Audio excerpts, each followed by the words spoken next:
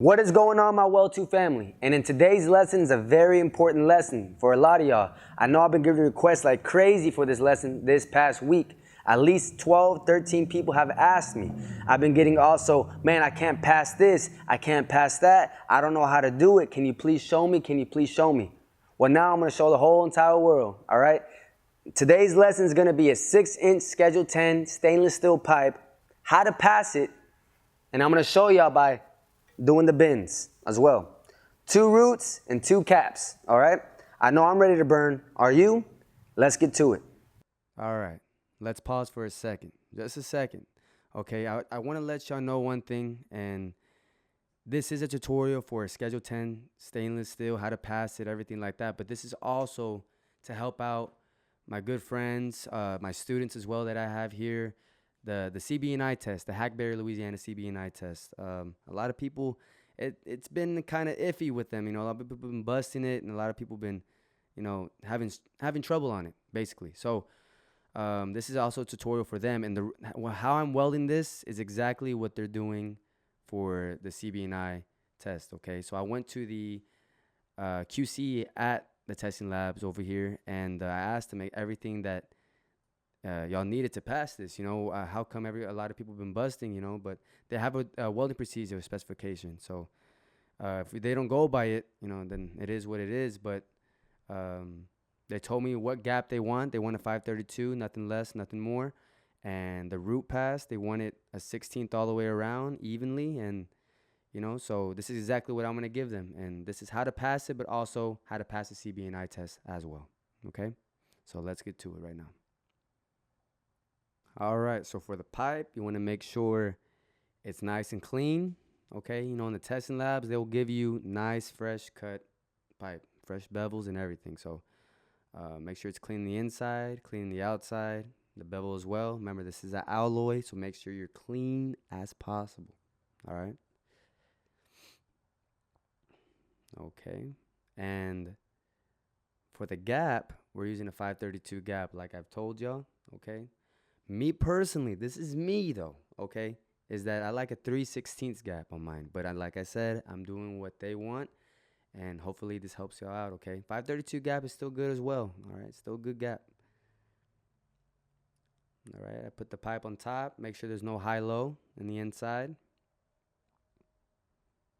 I like to take off my glove because the glove can lie to you. If you don't, you know, you want to feel the inside with your fingers, you know, and making sure there's no high-low. Make sure it's even all the way around, okay? Your fit up's very, very important. Very important. Good fit up, good weld. Bad fit up, you're going to have trouble, okay? Everything looks good. All right, now we're going to start tacking it. Now, but before we tack it, I'm letting y'all know this, that I tack it in threes. So I don't do 4 tacks, I do 3 tacks, and I like to leave the bottom open. Have one at 12, 3, and 9 o'clock. They want bridge tacks, strictly bridge tacks, okay? Usually me personally, I do bridge tacks as well, so we're on this together for that one. For your bridge tacks, make sure that the tacks are not hitting outside the bevel area, okay? Make sure they're inside that bevel, but be careful not to hit the inside of the root. You'll get sugar in there real quick. I'm running at 60 amps for these tacks, but I do run my root pass at 65 amps, okay?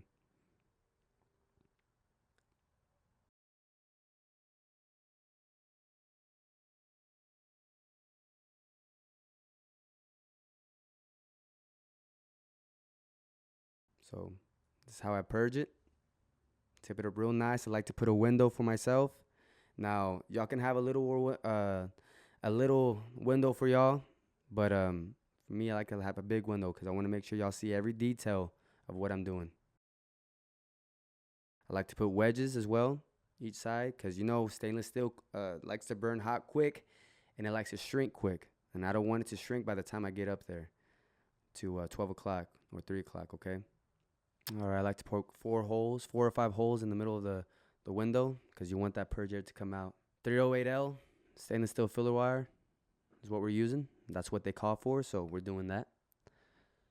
I like to have my purge not too high, but not too low as well. Okay. If you want to know a good purge, lick your knuckle and feel that air come out. And if it's cold on your knuckle, you got a good purge. Okay. All right. This is the motion that I do. I do back feeding motion, but it's a dipping motion. It's not like you're burning it like carbon. Okay. It's different. I dip it. Burn each wall with the tungsten. Then I dip it just like that.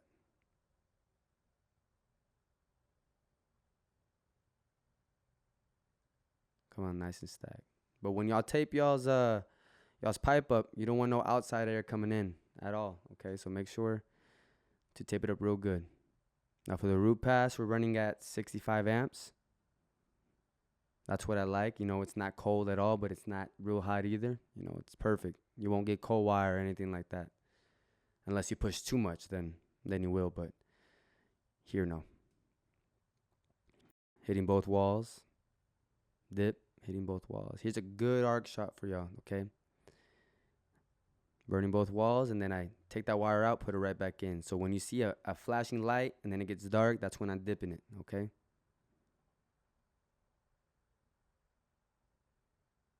Just like that.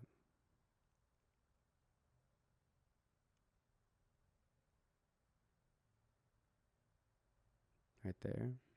Dip. Dipping it again, just like that.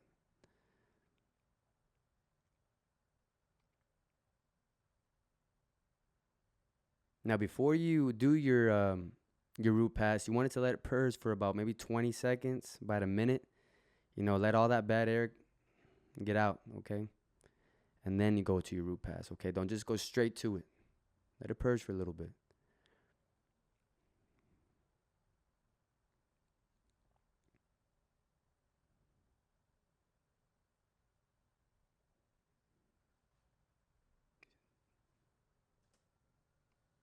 All right, when I weld the root, I like to go from 6 to 9, like I'm doing right now, from the bottom to about 9 o'clock. Then after that, I go from 6 to 3, then from 9 to 12, then from 3 to 12, okay?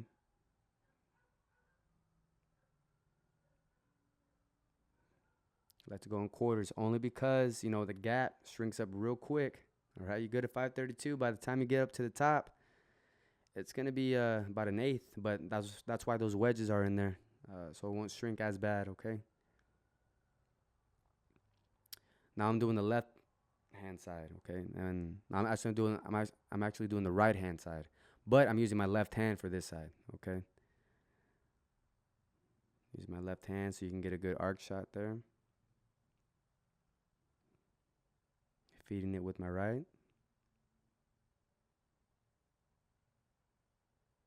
It's good to know how to weld with both hands, okay? It helps out a lot. Only in a tight position, though. Only in a tight position. If you're out in the open, man, I would use my right hand all the way around. But if you're in tight position, like I was here, because I wanted to get a good arc shot for y'all to see how I'm really doing it, so I had to use my left hand, and that's okay. That's okay. I'm good with that.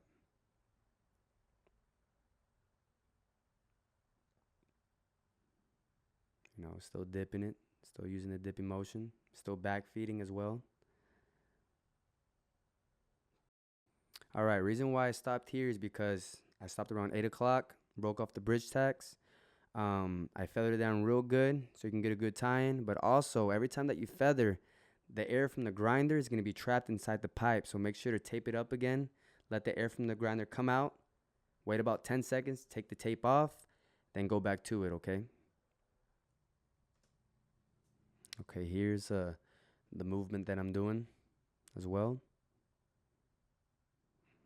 Same thing I did in the bottom, you know, nothing changes. Dipping it every second, dipping it. Just like that. That same movement I do, you're going to see it right here. Now here you don't really see the rod as much, but just get a good glimpse of what I did without the weld shot. Okay, this is exactly what I'm doing. You know, going wall to wall, dipping it, dip, like see it right there. Wall to wall, dip, wall to wall, dip, just like that. Okay.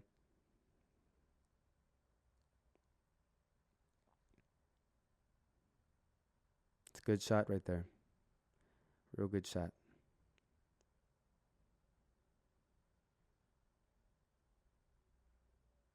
Oh man, the most important thing as well is to have a sharp tungsten as well. You want a good puddle going, getting that keyhole going real good. Have a sharp tungsten, okay? As soon as you hit that tungsten on there, at any time at all, man, I would sharpen it. I would sharpen it again. That's the way to go, okay? Another thing is too, all right. After you're done welding one side of the root, you're gonna have like a discontinuity on your rod. You know, it's gonna be real like sugary.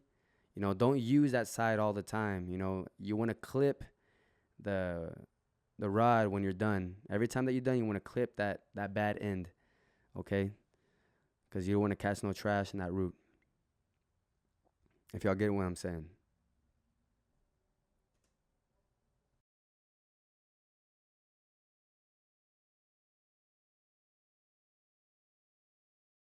All right, here we're going from 3 to 12, okay?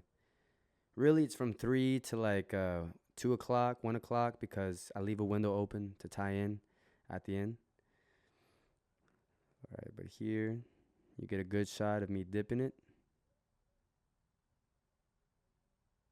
Now, the reason why the rod is on the outside of the pipe, not inside like I'm backfeeding, only because I told y'all, you know, stainless steel gets hot real quick. It likes to shrink really, really quick. Whether I have the wedges in or not, you know, it's still a gap on there, but I turned up the heat to about 70 amps because it's a tighter gap. You want to go hotter, but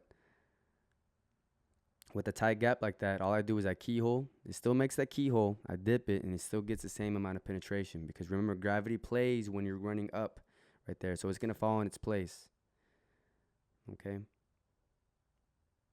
But if I had a 3/16 gap, you know, I can have it inside the whole entire way. That's the reason why I like 3/16 gap personally for me.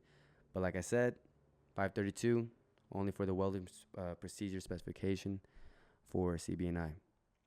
Might not just be CB&I. You might be other testing labs as well. You know, I'm probably helping out a lot of y'all as well, testing out for this, and this is exactly what they want to see.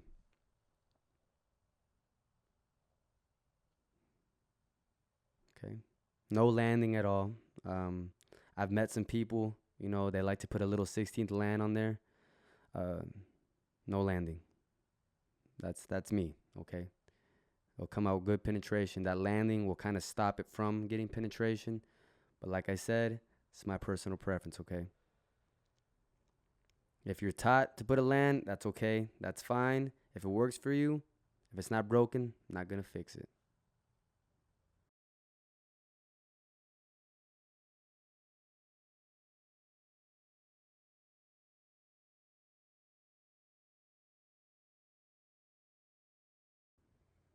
Not here. I keep going. I kind of stop right here. See, I don't go all the way to 12 o'clock. I stop here because I want to leave a window for y'all when I tie in.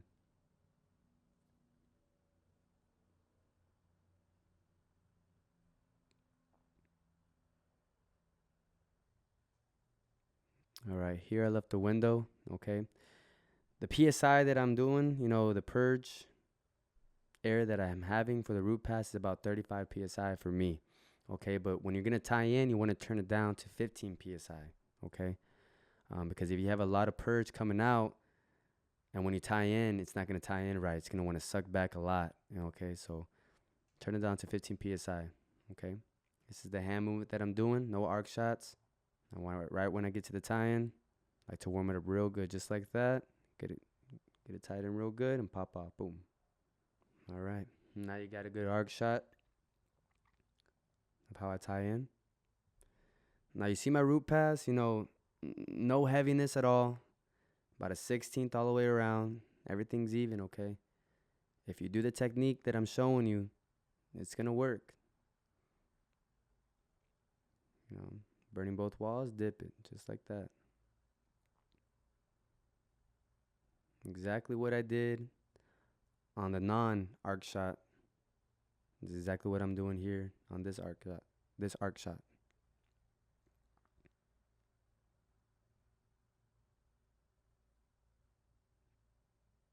Go at a good pace, okay?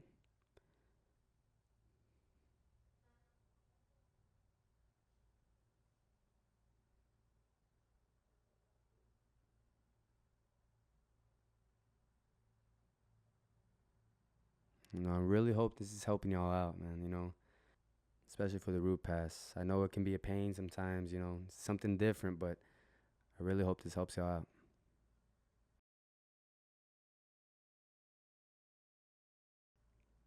See how I warm it up real good. See how it ties in. Add a little bit of metal as well. Okay. Then I pop off right here.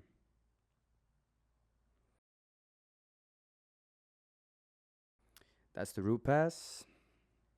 Little outside shot. Got some good color in there, which is good.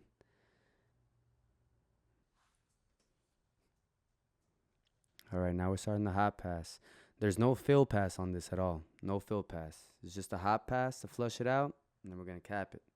Okay, remember it's schedule 10. For the hot pass, I'm running at 65 amps. I didn't change nothing. Even though on the root pass on the top side, I put it on 70 amps, but turned it down for the hot pass because I want it to come out real smooth. Now, before you do your hot pass, okay, because there's a time limit on the test. For the CBNI, it's about 2.5 hours, I believe, for the test. So, me personally, if it wasn't timed, I would like to let it cool down. With a fan, if you have a fan or anything like that with you, I recommend y'all bring one. Get a fan, let it cool down on its own, and then start that hot pass, okay? Especially if you're timed, you want to have a fan with you. But if you don't have a fan and you're just practicing it and everything like that, let it cool down on its own. If you want to get that good color in there, let it cool down. You got to remember, schedule 10, real thin.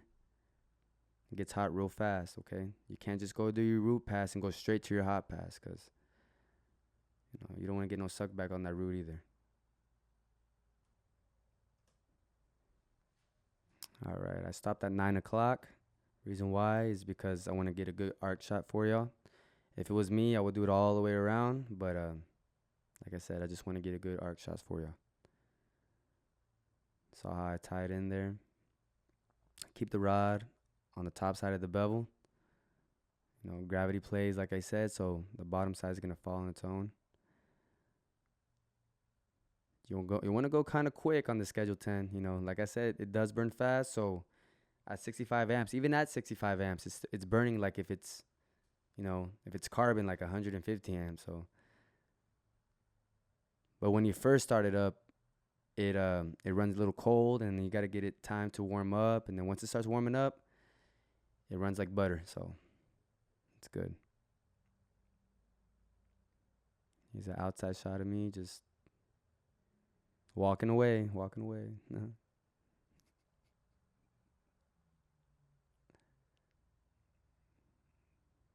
Like I said, fill a rod on the top side. I keep my weaves nice and tight. All right. I know some of y'all like to keep y'all's weaves a little bit more like a butterfly pattern, but it's okay. If it works for you, it works for you. But I like my weaves nice and tight. Everybody has their own type of style. You know what I'm saying? All right, let's get to business. Back to business. All right. So yes, sir. It's just flowing with it, man. Once that pipe's hot enough, man, I'm telling you, that 65 amps feels like 150 amps. It burns like butter, like I said. So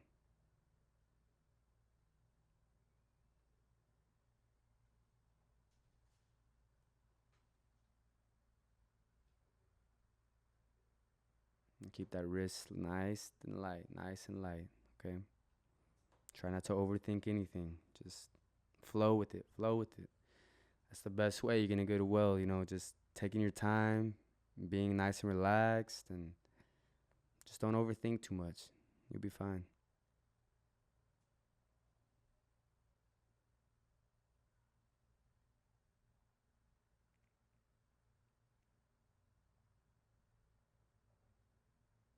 These types of tests, you're gonna fail tests, and that's just it. I failed 3 tests in my time, and I'm not ashamed of them. I'm really not. That's what made me the welder I am today. If you bust a test, don't give up. It is what it is, and that's part of the welding lifestyle. You will bust some, you win some, you lose some, but that's what's gonna help you out. That's what's gonna make you a better welder. Okay. And here we're going from 3 to 12 now.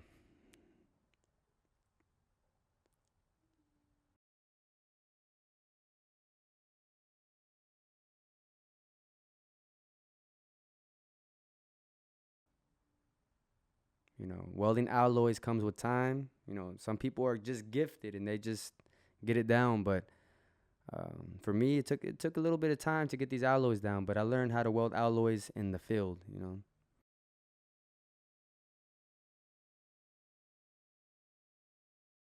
But if you learn them in the school, man, that's a big thumbs up.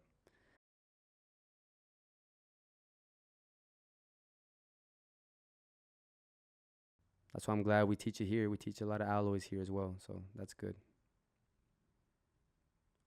And I'm glad to be part of it as well.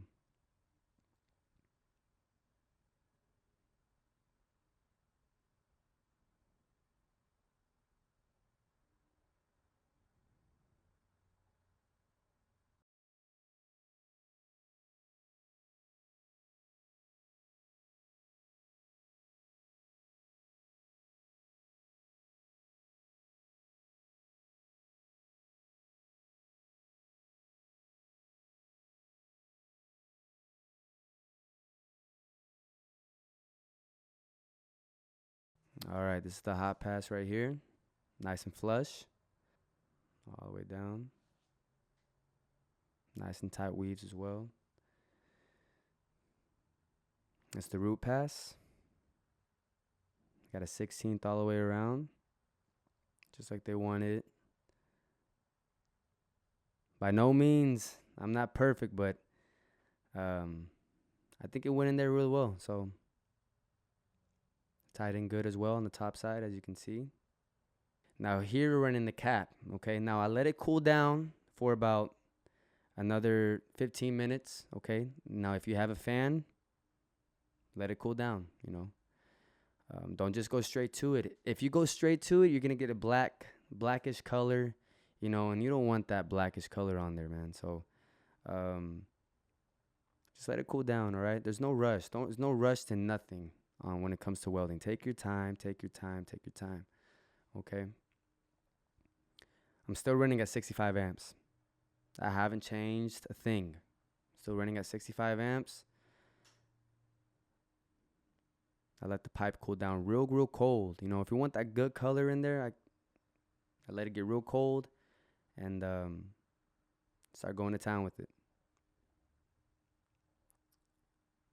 But right now, I'm not timing myself. So if it was in the test lab, it won't come out the color that I want it to. But I'm trying to give y'all the best quality weld that I can possibly can. Okay, so but in the test labs for 2.5 hour tests, that's a good time for Schedule 10 stainless, because right after the root pass is done, you just got to do a hot pass, flush it out, and cap it. The only part is letting it cool down. That's what makes it the 2.5 hours. That's why they give you the 2.5 hours, is because to let the pipe cool down. That's why I recommend buying a fan, letting it cool down.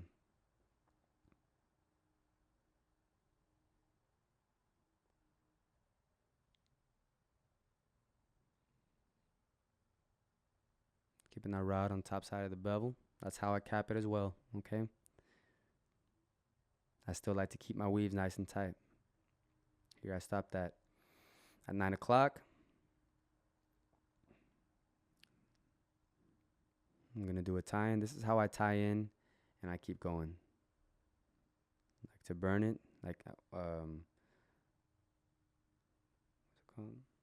like to wash it a little bit, and then I add the rod right there.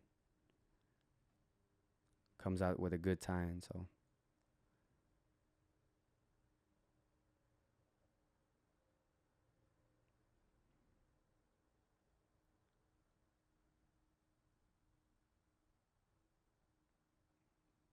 Just keep burning that rod, okay?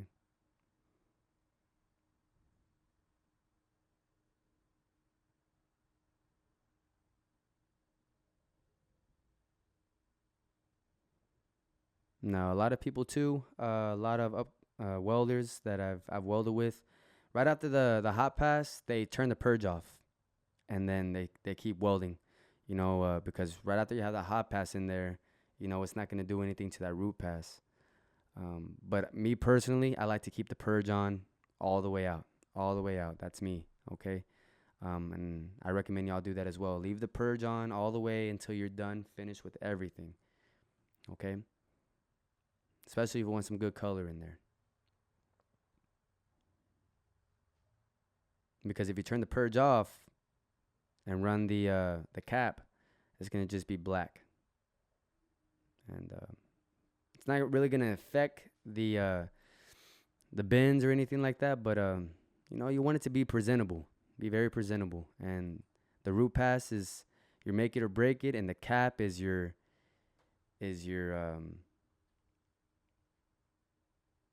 money maker. If that makes sense.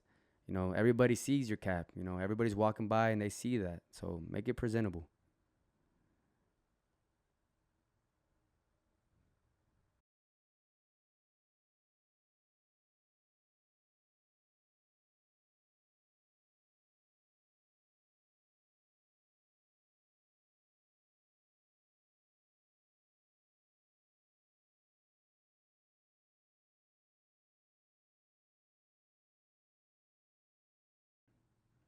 All right, here I'm doing the cap from 6 to 3, okay?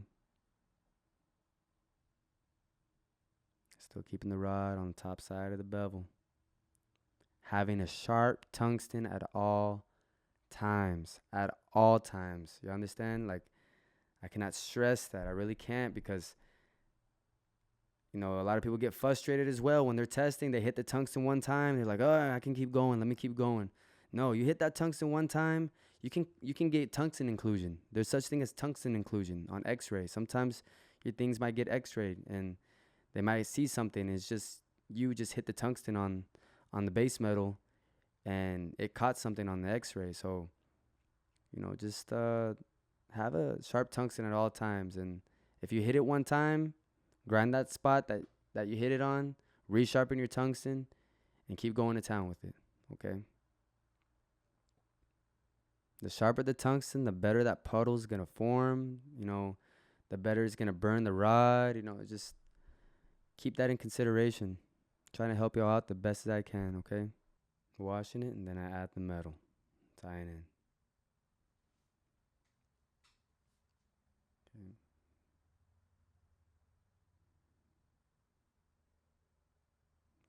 The tungsten that I'm using for this tutorial is a 2% lanthanated tungsten. Just letting y'all know that. If y'all ever had any questions or what type of tungsten you're using, 2% lanthanated. All right. 2% thoriated as well works the same. 2% lanthanated I feel is a little bit better tungsten, but we'll get more into detail with that in another tutorial. Just runs smoother in my opinion. Keeping my weave nice and tight. But like I said, personal preference. You're going to have your own style, okay? Have your own style. But you want that style that works, though, okay? That passes the test, okay?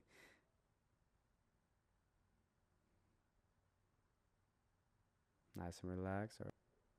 Still running at 65 amps. Tell y'all what, man, Schedule 10 is very, very critique. You got to make sure the purge is right. You got to make sure you got the right rod. You got to make sure that you're not running too hot, not running too cold. This is why they're very strict on alloys like this, and I understand that. I understand it very much. So, but that just makes you a better welder, Just if you can weld it, if you can weld alloy, man, that's awesome. When I first started welding my first alloy, man, I was feeling like unstoppable, but that's just part of welding, man. You grow. When you grow, you learn a lot more. You start meeting new people, and they start teaching you. If they're humble enough, they'll teach you. That's how you get your experience up. Like I said, this didn't come overnight, It took me a while, but I never gave up, and I just pushed through, and y'all can push through too. If you're having trouble on this, y'all can do it, okay? Y'all can. Where there's the cap, nice and tight. I think it came out real good. And tell me what y'all think, and let's check out the left side of the cap, okay? Let's go around right here, tied in pretty good.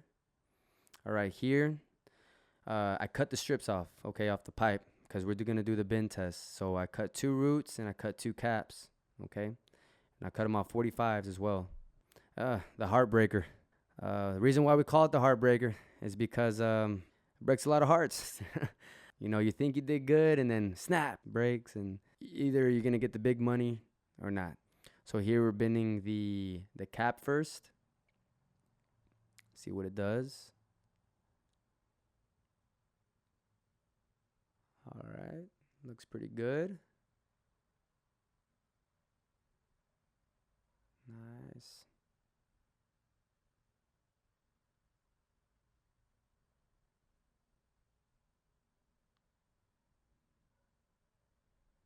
All right, let's see how it looks. I'm gonna get y'all a good view of it, you know, because I don't want to cheat y'all. You know, I want to make sure that y'all see that this is how to pass, you know. So I want to show you every detail of this bend. You know, no cracks at all, nice and clean. Just like that, okay? Now we're gonna do the other cap as well. This is how they bend them as well in the test lab, okay? 2 roots and 2 caps. If it's plate structural, it's gonna be 1 cap and 1 root. I like it. Looks good. All right, so 2 for 2. That's good. Nice and clean. Now here comes the root pass. You know, that's the big one right there. So that's a scary one, but I thought I did pretty good, so I'm thinking that it's gonna do good. All right, let's see what that root does. I know a lot of y'all have had this before. You know, your heart starts beating. This is why they call it the heartbreaker, especially when they start bending it like this. All right, let's see how it looks. That's the first root. Got a good view right there. There, you'll see that? No cracks. Nice and clean. Now here comes the last one. So we're 3 for 3. Let's aim for 4 for 4 right here. And if this one passes, then we're good to go.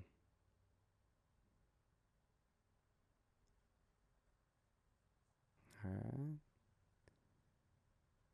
So far, so good. Okay. There you go. Passed all the bends. Nice and clean. So if you do everything that I told y'all to do on this tutorial, I really hope it helped y'all out. You know, there's all the students that I've had, you know, I really hope this helps y'all out. All the future students that I have, I hope this helps you out. And people that are watching around the world, I hope this helps you out as well. Okay. Thumbs up. Yes, sir. All right, well, there you have it. That's how you pass a 6-inch Schedule 10 stainless steel pipe. We did the bends as well, 2 roots and 2 caps. I hope y'all enjoyed this video. Give it a thumbs up. If you have any requests for upcoming videos, please comment down below. And remember, burn, learn, and eventually, y'all gonna earn. Y'all have a good one.